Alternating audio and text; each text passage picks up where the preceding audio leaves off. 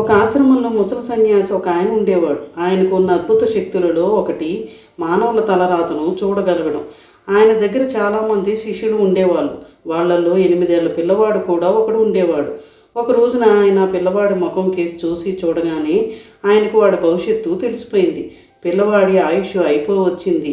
కొద్ది రోజుల్లో వాడు మరణించనున్నాడు. గురువుగారికి ఆ పిల్లవాడిని చూస్తే బాధ వేసింది. చనిపోయేటప్పుడు ఆ పిల్లవాడు తన తల్లిదండ్రుల దగ్గర ఉంటే మంచిదని ఆయనకి అనిపించింది. అందుకని ఆయన ఆ పిల్లవాడిని దగ్గరికి పిలిచి, నాయనా, నువ్వు కొంతకాలం పాటు సెలవు తీసుకొని మీ ఇంటికి వెళ్ళు. వీలైనన్ని రోజులు మీ తల్లిదండ్రులతో సంతోషంగా గడుపు. వెనక్కి తిరిగి రావాలని తొందరపడకు అని చెప్పి ఇంటికి పంపించారు. 3 నెలలు గడిచాయి. ఆ పిల్లవాడు చనిపోయి ఉంటాడనుకున్నారు గురువుగారు. అయితే ఒక రోజున గురువుగారు కొండ మీద కూర్చొని కిందకు చూస్తూ ఆశ్చర్యపోయారు. ఆ పిల్లవాడు వెనక్కి తిరిగి వస్తున్నాడు.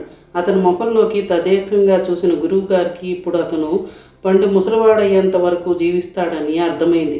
ఏం చేయడం వల్ల అతని తలరాత ఇంతగా మారింది అని గురువుగారికి ఆశ్చర్యం వేసింది. నువ్వు ఇక్కడి నుండి వెళ్ళావు కదా, ఆ రోజు నుండి ఏమేం జరిగాయో మొత్తం చెప్పు అన్నారు శిష్యుడితో. పిల్లవాడు తాను ఇంటికి ఎలా చేరుకున్నాడో చెప్పాడు. మధ్యదారిలో తను చూసిన ఊళ్ళను గురించి, తను దాటిన పట్టణాల గురించి, తను ఎక్కిన కొండల గురించి, తను దాటిన నదుల గురించి చెప్పాడు. ఇంకా ఏమేమి విశేషాలు ఉన్నాయి అని అడిగారు గురువుగారు. శిష్యుడు కొంచెం గుర్తు చేసుకొని చెప్పాడు. ఒకసారి నేను ఒక వాగును దాటాల్సి వచ్చింది. వరద వచ్చి ఉన్నది. ఉధృతంగా ప్రవహిస్తుంది. ఆ వాగు మధ్యలో ఒక చిన్న మట్టి కుప్ప నిలిచి ఉన్నది, ద్వీపంలాగా. ఆ మట్టి కుప్ప మీద ఒక చీమల గుంపు ఎటుపోయేందుకు వీలుకాక ప్రాణభయంతో కొట్టుమిట్టాడుతున్నాయి. కొద్దిసేపట్లో ఆ మట్టి కుప్ప కరిగిపోతుంది. చీమలన్నీ నీటి పాలవుతాయి. నాకు వాటిని చూసి జాలి వేసింది.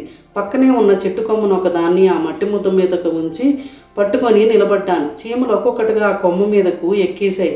అవన్నీ భద్రంగా ఒడ్డెక్కేంత వరకు నేను ఆ కొమ్మను అలాగే పట్టుకొని నిల్చున్నాను. ఆ తర్వాత నా దారిన నేను వెళ్ళాను. ఆ చిన్న ప్రాణాలను కాపాడగలిగానని నాకు చాలా సంతోషం వేసింది అని చెప్పాడు.